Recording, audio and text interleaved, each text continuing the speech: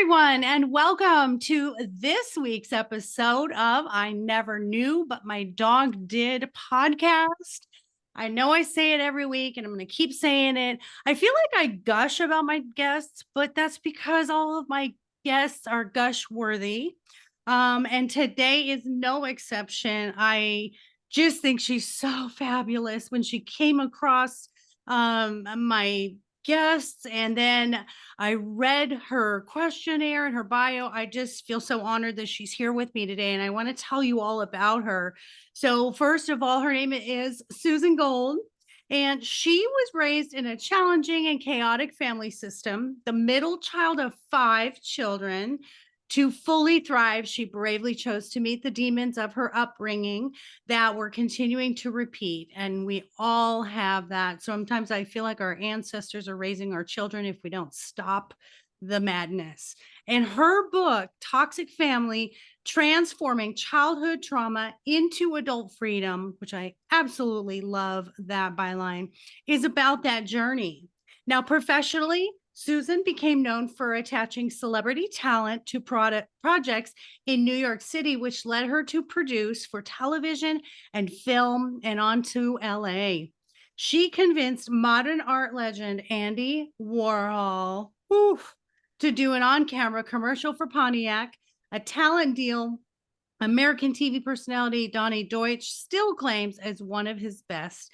Helped launch Fox News Channel at the request of Chair Roger Ailes, and on behalf of Disney Channel, persuaded, get this, guys, A-list celebrities, including Ben Stiller, Jack Black, Taylor Swift, David Beckham, and more, to be interviewed by cartoon characters Phineas and Ferb, which is fantastic, like all of it.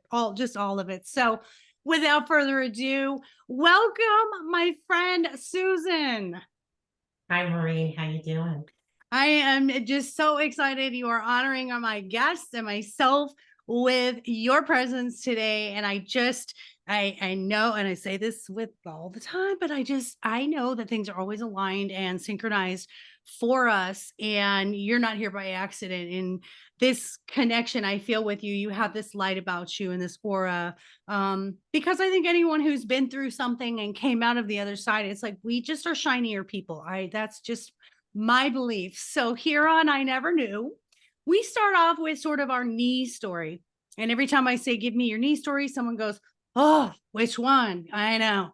Our life is full of these experiences and these stories. So let's start off with the subject of your book and your toxic family. So let's start there with your knee story. And you said at 2 years old, you had already felt something was off in your family.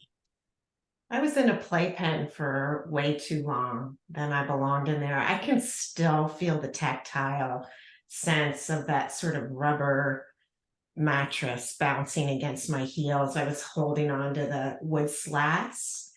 I could feel the wet, hot tears down my face. And I was in that playpen for way too long. And when I finally was met by my mom, she didn't pick me up and hug me and brush my tears away. She beat me. And I knew that I was in trouble. I knew I was in trouble then. In such a young age, and that's incredible because a lot of us don't have really memories till they say really about 6, and that it was so impactful that you felt that. And especially, being that middle child of 5, they say the middle child is, often sort of the lost one and forgotten one in the middle. So the dynamic in your family, mom was obviously not very nurturing. What was it like with your father? Well, just back to mom for a second. That was just the most difficult piece because she could be incredibly loving and very supportive and kind and nurturing. And then she could switch on a dime and you didn't know why. And you were being beaten. She soothed with food. She was a compulsive overeater, and they treated that addiction then with diet pills, which were speed. So I was being raised by a speed freak with what I believe was a mental illness undiagnosed. She came from horrific abuse. Her own father was beaten by his stepmother almost to the point of death. He didn't allow his wife to give any kindness or soothing or care to the children because he didn't want them to experience what he had when his own mother had died. My father's father was the big kid. He didn't want kids. He had two sons and nothing was ever good enough. And my father's mother, my paternal grandmother, compensated and I think helped my father to narcissism. And the subjects he loved, history and music, were shoved aside. He was to be dutiful. He's a genius astrophysicist, but shellacked all that grief into place through alcohol. Wow. There's a lot of unpacking there. And forgive me, I did not mean to skim over, mom's abuse. I wanted to get kind of the big picture. Thank you for that. I just caught myself and I went, oh God. I'm like, oh, by the way, your mom was abusive. Okay. So anyway, on to the no.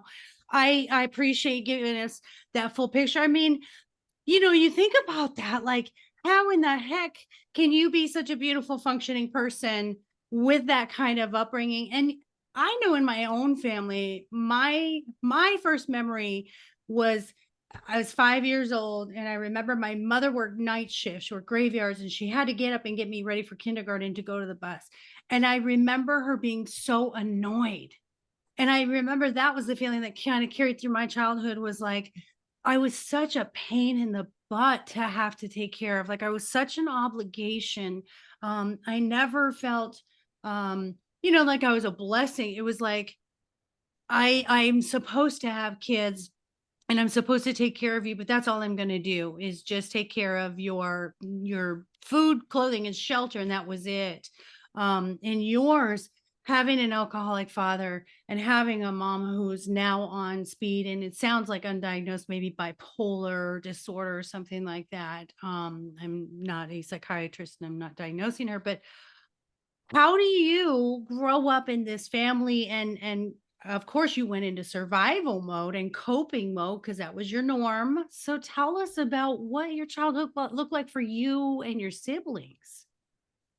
I have three brothers and I have a sister, and we all have a very different memory recall of that home and what it was like to Mm. grow up there.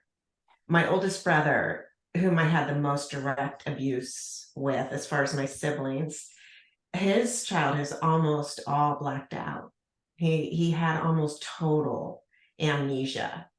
My sister thinks she lived in an ideal setting and had a privileged upbringing. It's really interesting. When I wrote the book, it somehow got to Facebook and my high school group from Facebook. None of them had any idea that I had these issues. My college boyfriend was stunned.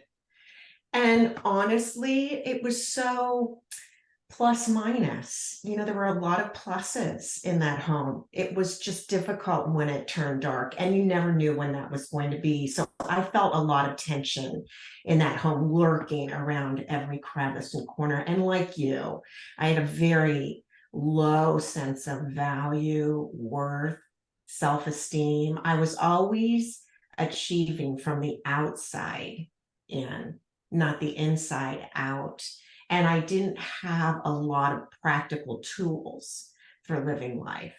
Yeah, yeah. And I think when you grow up in that home like we did, the outside validation was everything. And I felt I had to perform or I had to do to be loved. And I think I love what you said. There were a lot of plus and minuses. And if anyone lived that life, they'd be like, what pluses are you talking about? Like, but in our eyes, we'll take what we can get. You'll take those moments.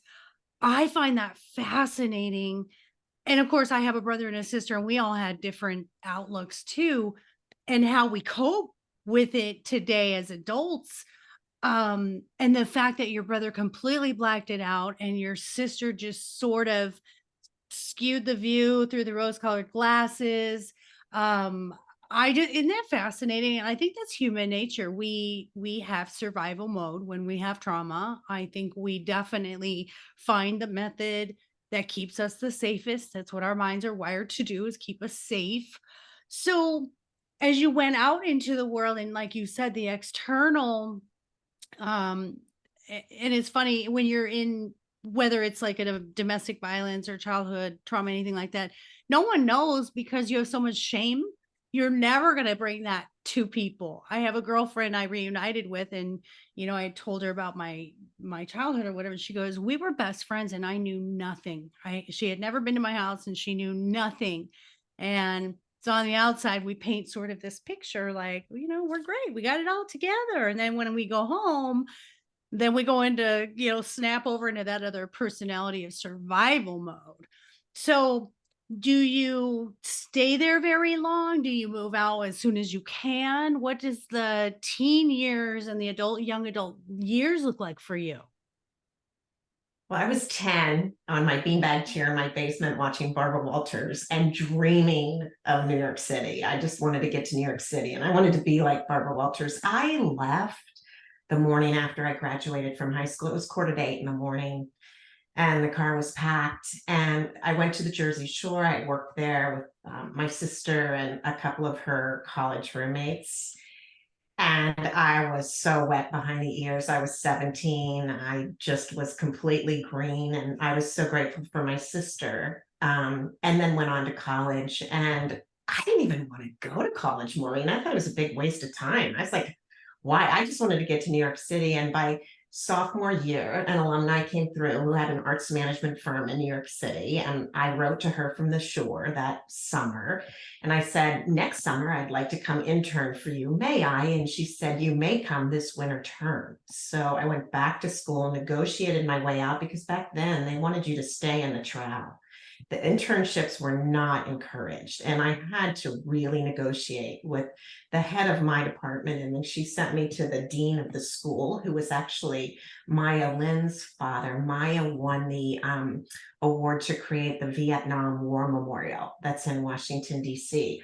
And he had no idea what I was doing in his office. And when I was in my home, I would intuit. I was a huge empath like you. I could really feel and sense the emotion and the needs of others very easily. I was quite intuitive and I was highly telepathic until it became too dangerous. Adults don't like 9-year-olds telling them the truth. Yeah. Or nor they don't even like, even other adults, doing the what we call the woo woo, they don't get it. If you can't understand it, it kind of scares you, which is pretty common. So you had these abilities. How do you know you had these abilities? Well, I didn't know it was unusual. And I could suddenly sense, oh, not everyone has this. And doors opened for me because I knocked and I asked. There I was in the head of the school's office, and I knew he didn't know why I was there. So I explained it. He said, sounds like a great idea, and off I went, 19, to Greenwich Village, on my own for a whole 3 months and learned to navigate the city and then went back after college.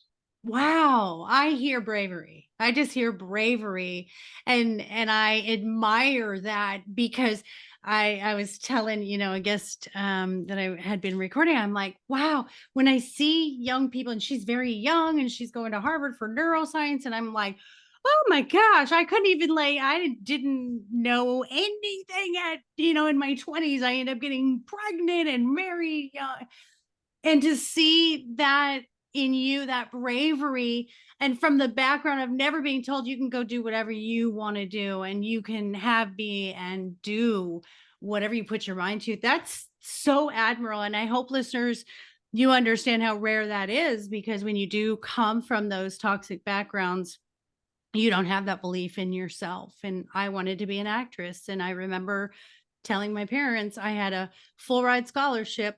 And I said, I want to go to Santa Clara University for performing arts. And my father said, that's like a one in a million. You have to have like this really special it quality. And he said, and you don't have it. And so there goes that dream. So I'll get pregnant and get married to, someone who's an alcoholic and, so her story. But I admire you so much for I take notes. So when you see me look down, I'm writing what you said, just completely mic drop moment. Doors opened for me because I knocked. Listeners, if you take nothing from this hour, please take that. Doors opened for me because I knocked. And that seems to be the whole aura of who you are and what kept you even pushing through in your hardest moments. Does that seem that where did your determination come from and your belief in yourself that you could go knock? Because I didn't believe I could knock on doors. I didn't think I was worthy. Where'd you get that? I was 3 and I sensed that light inside. I guess it was inside my heart. I think that's like the piece of my soul that's with me here on this walk. And she would whisper. I would listen, and I believed in angels. I mean, my father raised my sister and I to be very independent.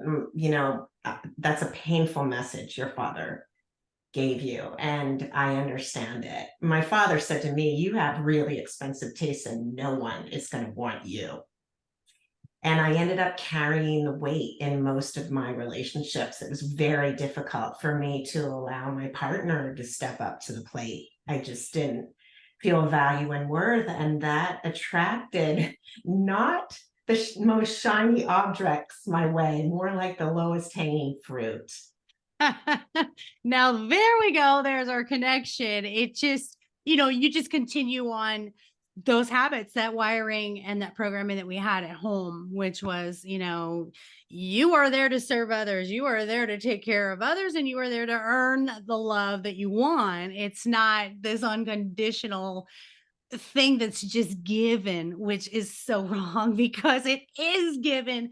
And like you said, our higher selves, universe, God, whatever everyone believes, is something bigger than us, the angels, the spirits. They do speak to us. And I love something you said in your questionnaire was, I never let my light fully dim. And I think that's beautiful. You kept that in you. It's almost like when you have a campfire and you say, keep it going, even just as long as we have coals and they're still hot, we can still have a fire. Does that resonate with you? It completely does. But I have to say, I was in my early 20s when those embers really started to get close to being snuffed out. I did actually end up training Barbara Walters as a side job. And I rang her doorbell one morning at 7 a.m. and she took one look at me and she said, "Susan, get in here. What is going on?" And she was a great interviewer for a reason. And she got it out of me that I had been sexually harassed in the workplace the day before. My boss chased me around the office and tried to grab my crotch. She used to invite actresses in for their casting moment and asked me to leave. It was horrible. And she said, "You know what? I'm going with you to work this morning. We're going to confront this man together." And I said, "Barbara, thank you so much. I got it covered. I'll handle it." So I did go in that day and confronted him on his behavior. And he said, "Do you have everything you need?" And I said, "Yeah." And he said, "Okay, you're fired."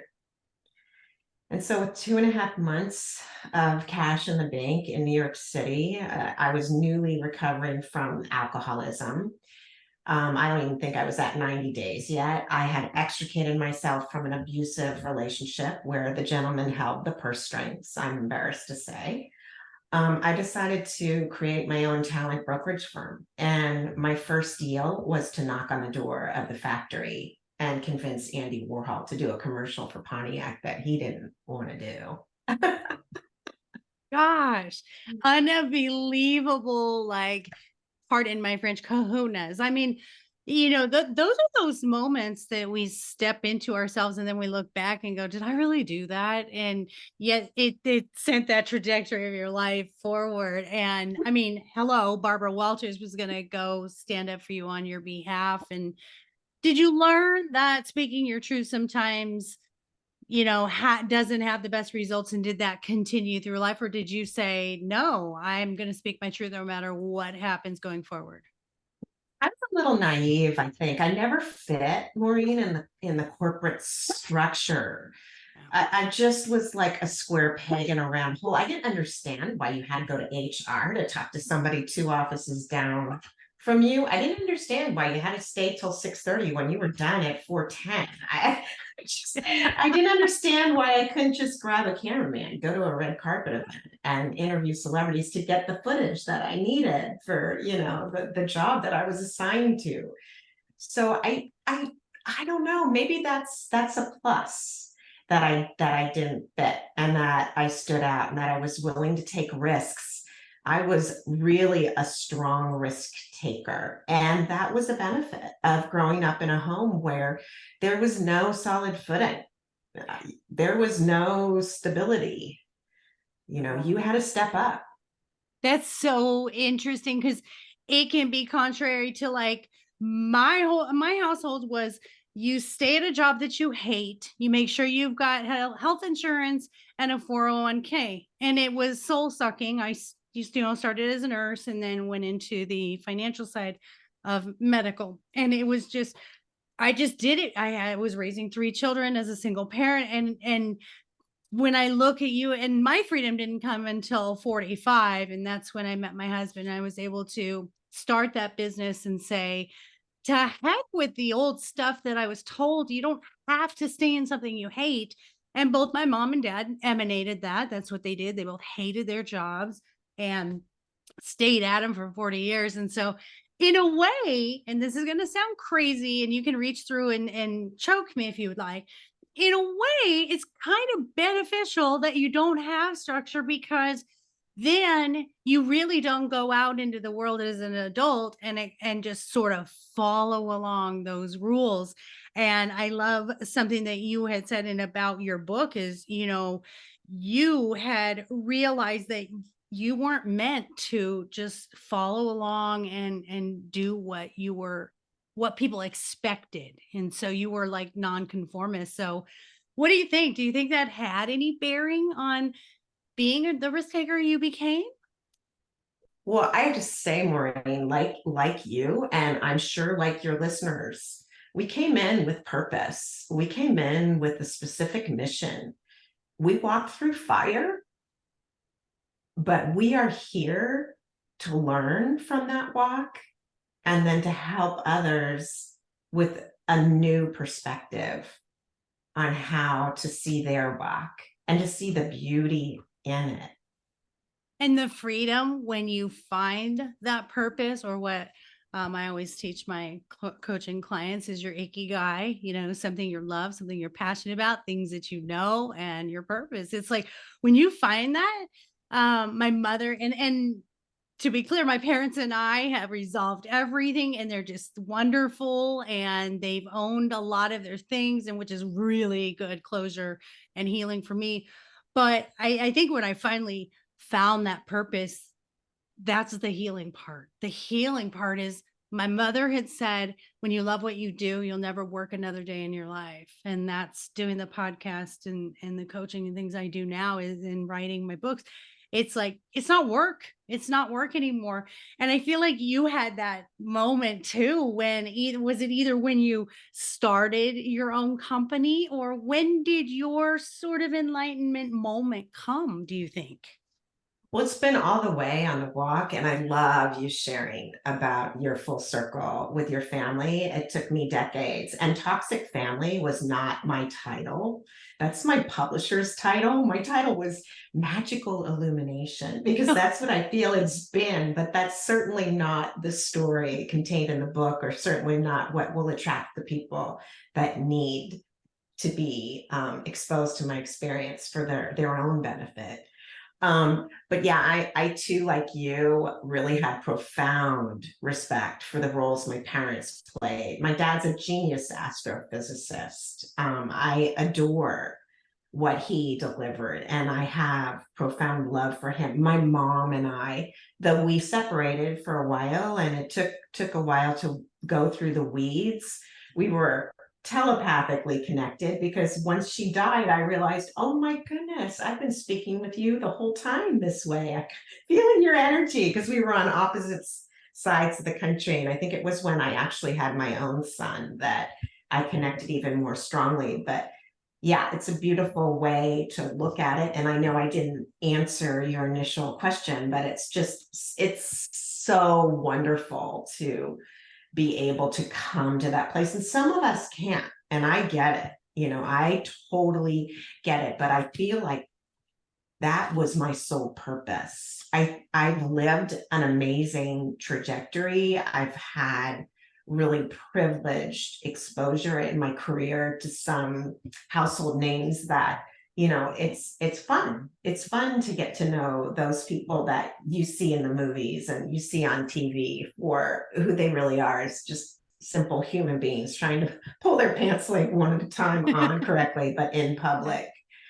um and I don't know what the point of was that. Boy, I'm losing my points today. I'm just so No, no, that's great. excited. That I'm so no, excited to be connecting. I know. I love that so much. And I agree with you where I think because we do come with this purpose, and what I have learned, and I've always said this is when I knew I was healed, was when I had gratitude for all of the experiences and all of the Yeah, people. And that's not just yeah. picking and choosing and saying, well, this was a really good friend, I'm so grateful for them and that was great. No, I'm estranged from my oldest child, and I almost believe, and I know I'm going to get flack for this one, and I say this to people and they go, what are you talking about? I almost believe that the people that have given me the hardest time, the most emotional reactions negatively, actually love me unconditionally and came here because they knew their actions, their behaviors would make me grow immensely. And I say it about my oldest daughter all the time. I say she's been my greatest teacher. And even though we're estranged and we don't talk, I love her unconditionally where she is. And it's okay if we can't be in the human physical space. We are still connected because she is my child. Whereas my middle daughter, I feel like she's been my mother in another lifetime. But my favorite thing to say now is, and I think you'll appreciate this, I used to think when people came, when I had to end friendships or people made me mad and was able, my cutoff game is very strong. When I could do that, now I just say that contract had ended. You were supposed to be in my life for this purpose, for this amount of time, and that's okay. It's time for that contract to end because I have contracts with other souls that are coming to help me grow more. What do you think of that? And how do you view toxic people coming and going or experiences in your life? Well, I'm more awake to the toxicity now. Right? That's helpful, and that's come from a lot of work. But I believe I was popped right into that family with purpose and with privilege. And I too feel like, people that I engage with, it's for purpose, it's for soul evolution. If I'm willing to look at it, I just think next time I'm going to take a look at that contract a little more closely before I come in. I know. I know. I know what you're saying. And I've said this, that when these experiences come, and I tell this to my coaching clients, like when the experience comes and it's not so fun, don't look at it at why me? Why is this happening? But say, what is this teaching me? And do not think just because you solve it in one way that it's not going to come at you in a couple of other ways. For instance, once I divorced my first husband, and again that he was an alcoholic and that was an abusive situation, and then I went into these other relationships that were narcissists and toxic, and I got rid of them. So here I am, like, whew, okay, I've shed all of this narcissistic people. I know what to look for now. I can trust myself to go out and date.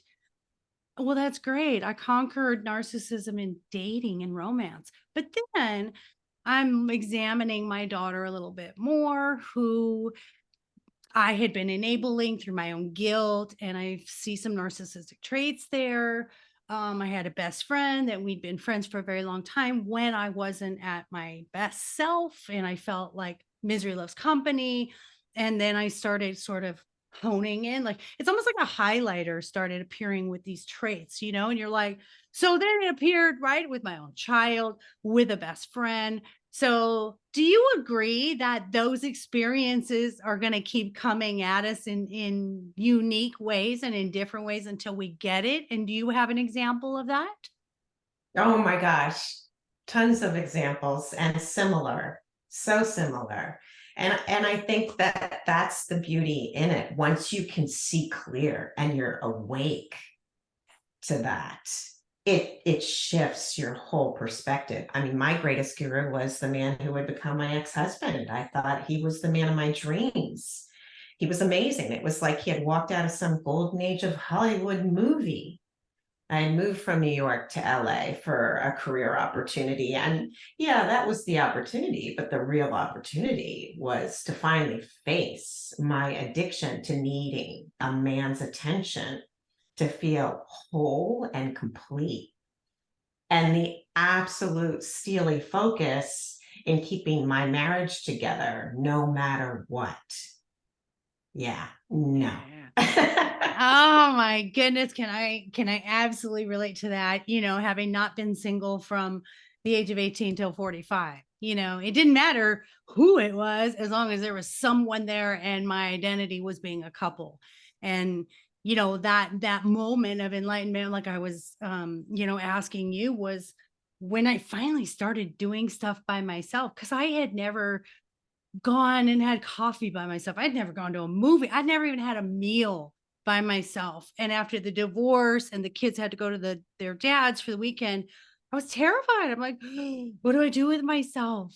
And I go to this coffee shop and I'm have a book and I'm hiding behind it thinking they think I'm a loser, oh my God, they think I'm not lovable, and then finally sort of doing this journey of, man, I started going places by myself and people reacted to me. And I was slowly like, wait a minute, you're kind of cool, Maureen. You're kind of fun to talk to. And there's no one next to you that's making that cool. It's just you. You're okay. You're a good person. And building that affirmation and that self-worth finally on just being solo and being who I was. So, and I know you were more of that independent woman out there in the world and doing your thing, but it's so funny we can come from different sides yet still have those feelings that are similar, right? Yeah, and for me, they were ancient. They felt like they were ancient. It didn't feel even like this lifetime. It was so thick. My friends used to say, "You're so accomplished. You're so capable." And I was shaking inside, and I was being drained on every level by someone who, when his mask actually fell, it was a horror to Mhm. see. And I was trying to bring him to the plate to be accountable, particularly financially, because I was exhausted. And I was trying to negotiate a post-nuptial agreement through mediation. We got to the last point, and I thought, our marriage is going to be saved, even though I knew it was well beyond the expiration date. Yeah. But I was gripping, and he folded his arms, and his eyes went in those lizard like cold slits. And he said, "I'm hiring an attorney and I'm filing for divorce." And I think that moment was the clearest intuitive voice I've ever heard. And it was, this is the universe doing for you what you cannot do for yourself.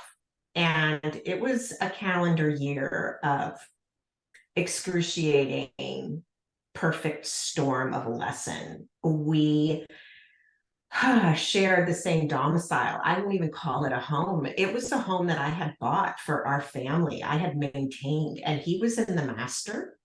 And by choice, I was on a mattress on the floor in a partial conversion in our garage. And that is the billboard, Maureen, I needed to fall on my head to wake up to the scenario I was playing out. Here I was playing out exactly what my dad had told me. I would have to carry the weight because no one would want me. And it was a year of holding no contact. I was so grateful for the long time meditation retreats I had been on, a week at a time, holding complete silence, no eye contact, And that's what works when you're divorcing a narcissist, sadly. And within a calendar year, I was able to settle, write him a six-figure check. He went on to his next source of supply. And that's when I really understood my own power.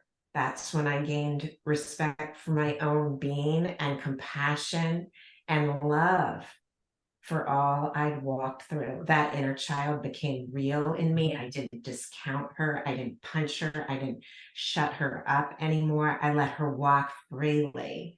And I'm grateful to my ex-husband. I don't speak with him, but I don't wish him ill either. I can't even imagine what it's like to inhabit that body he's in, especially now on this planet with the energies and the frequencies ascending. I'm so grateful for that lesson.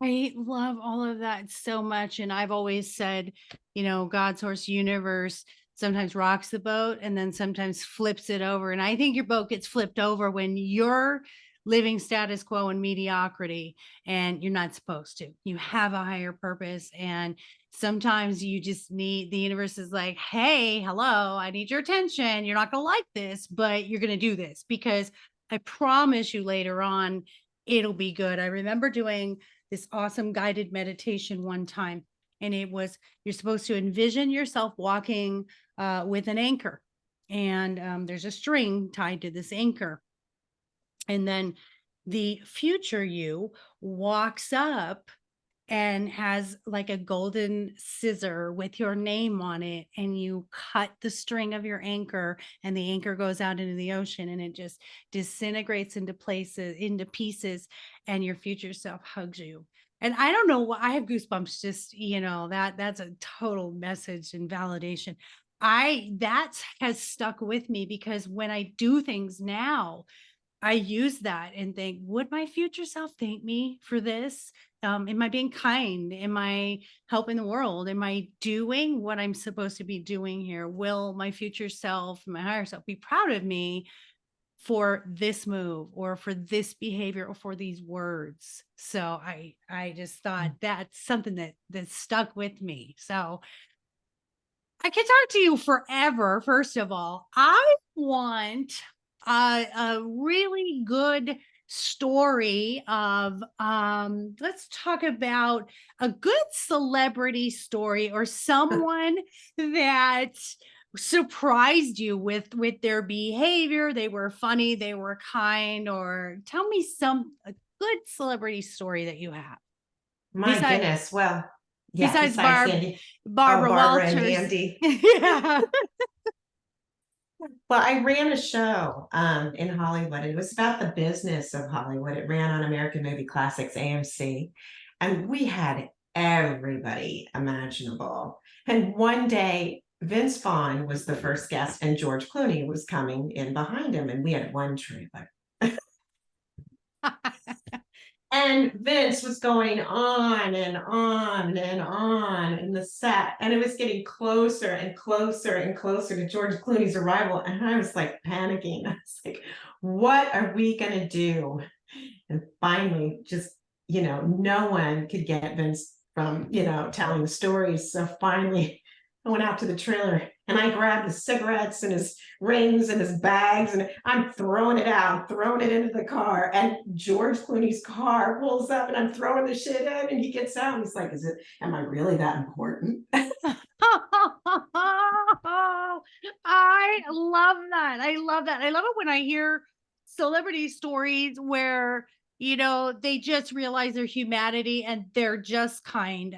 I've always said, if I were ever blessed to be able to have the exposure to talk to millions of people, I would be no different than the girl that's sitting right in front of you. I know, easy to say, but I truly do. That to me stands out more. Nobody's success and fame and money stand out more to me than their kindness to other humans. So, or animals, because animals are my thing. So I have a segment, and I'm going to give you a choice, or you can do both. So I have a segment called What Can You Do For Me? and it is weird services that people offer. So, for instance, I've had like hire a mom for college students. They can have a mom that comes and cleans her room. I've had like hire a bridesmaid, or you can hire goats. You can have goats come rent goats to come in and mow your yard for you. So, what is the most unique service you've ever utilized, or maybe a celebrity utilized, or that you've heard of that's just like, why would you do that? The recent one I saw was a snake massage. So, what you got for me? Oh my gosh. Well, this was back in LA and I never utilized it, but I thought, oh my goodness, the person that would pick up your dog poop person. Wow. I actually had a car in front of me that had a wrap, and it was something like, it was the cutest like marketing campaign. It was like, probably like Pooper Scoopers or Dr. Poop. And you can buy dog poop if you don't have a dog to fertilize your yard. I just did hear that from one of my guests. So fantastic, yes. And anything dog related, I am all about. So the other segment I have, my husband tends to think I have a lot of meaningless information I must share. We call it MIMS in our household. So he'll say, thanks for that MIM. The one MIM that I do have is Amelia Earhart actually um should not have been the one to travel. She was not chosen first. There was another young lady who was the youngest woman to ever receive a pilot's license at 17 years old. However, Amelia Earhart's husband was in marketing, and that is how she got her fame and was chosen after this young lady's plane broke down because she was supposed to be first. And Amelia Earhart's husband created this clothing line for her and had her modeling in magazines. So it just shows you the power of marketing. So that's my mem. What kind of a mem do you have for me today? Gosh, my son has to give you my memes. He's always telling me my stories make no sense. And what was that about, Mom? Really? Yeah, I don't know that I have one specific, but I love yours, your telling of yours. I love it. There is a show I was watching yesterday. I think it was Netflix. And I plug stuff all the time. I really need to get sponsored by these places. But and it's something about like untold history or something like that. And I am a history like buff. Every time we travel, I have to go to a museum. I am like the mysteries at the museums kind of girl. Like I'm fascinated by history, and my, I believe, past life was in the old west. So I have a huge tie to the Birdcage Theater in Arizona, in Tombstone. And so anything old west, I'm just like, oh my gosh. And you can appreciate this. When I was at the Birdcage Theater, and this has happened like 3 times with 3 different people, when I go down, there's a brothel in the Birdcage Theater, and it stands exactly as it did when it flooded. So they have not remodeled, changed anything. It's changed hands a couple of times, but it basically remains the same. Where the poker table, where I believe Doc Holliday and them were playing poker, all the cards and everything are still there. And the brothel, so there's a brothel area, and it's like in a U. And every time I'm in that area, um, and I had asked someone that I had spoken to, a medium, why do I always hear this? And she said, well, that's you echoing what was happening. And I would always be like almost annoyed and irritated and be like, they're in my space. I kept hearing, they're in my space, get out of my space. And it was really triggered when I saw people in period clothing. And I could feel things. They have a carriage that took the bodies to the cemetery. So I have a very significant tie to the birdcage. There's a picture in the Birdcage Theater. There's a whole wall of pictures of all of the entertainers that came, and they had a stage, of course, and they performed. There were dancers and actors. And on this wall, there's a picture of everybody that came and performed. And I'm walking by this wall of pictures, and I'm stopped dead in my tracks, and I look at this picture, And I'm like, that's me. And there's no name on it. There's no location. There's no date. And it's the only one on the wall without that information. Is that just super bizarre? I mean, No, no, it's totally believable and it makes complete sense to me. And I love that you shared that story and that you're so open about those stories. And I completely believe this is not our first rodeo, no pun intended. So I thank you. It makes complete sense. I just know that I believe I just have this like knowing. I don't know. I've even had visions in dreams that I was a madam in a brothel. And I think the reason why I'm so accepting of every person on this planet, I only see souls. I don't see people. I don't judge. From LGBTQ to all races to all people. I'm so accepting because I think I did have that experience in a past life where I was very protective of a community that were looked down on, and they didn't always have choices for doing what they did, but they needed to be protected. And I felt that that was what I did, and I feel that way in this life now, which is why I do this podcast. So history to me is fascinating because it keeps going on. Everything we do, we are history right now. This podcast one day is,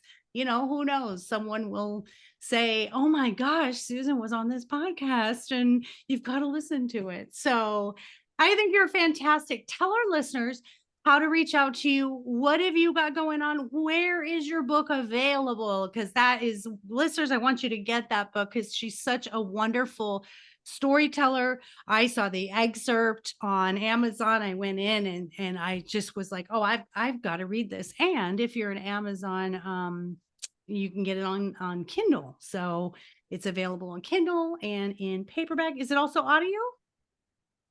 Not yet. I'm taking my time with that. Yeah. But Okay. thank you for asking. And only if you feel pulled, you'll know if you're meant to. Just go to susangold.us and it's all there. SusanGold.us. I love how cute you are. If you feel pulled, she's so humble and sweet, isn't she? I'm going to pull you guys more. Go to her website. Go, go get her book. I'm just saying she is just really, really fantastic. And thank you for being a light into this world. And thank you for the hour you just gifted me because it's more valuable to me than anything. So thank you for being our guest and for sharing all of your vulnerabilities and your stories and inspiration for all of us. Thank you for producing the platform, Maureen. It really takes a lot of time, energy, financial aspects. So I know there's a lot behind it. You do a beautiful job, and I really appreciate the content you're bringing forward. Oh, love you. Love you. It's my get to. And I will do it as long as there is breath in me because if I get to meet fantastic, fantastic, beautiful souls like you, I'm all day, all about it. It's all I will do. And the abundance comes from the joy that we get and that the listeners get. And if we can help one person, the starfish story, that's why I do what I do. So, listeners, I appreciate all of you. Thank you for listening this week. Thank you for all of your 5-star reviews and for sharing this and building the community. I think you're all amazing. And I just really, really think that there's people out there right now that needed to hear Susan's message. And that's the reason that we do this. So if you're looking for confidence coaching or relationship coaching, dating coaching, and just life coaching in general for some positive change in your life, you know where to find me at lifecoachmaureen.com. And do not forget to go to mydogiseverything.net where we have everything fantastically healthy and fun for those furry babies. Of course, my books, My Dog is More Enlightened Than I Am, and My Dog is My Relationship Coach, where it talks about, similar to Susan, my journey of learning to love myself from my dogs through their eyes and learning that we too can be unconditionally living life the way that we deserve if we just watch those furry babies. So make sure to adopt, don't shop. Take care of you, take care of each other. Most of all, take care of those furry babies. And we'll see you all next week.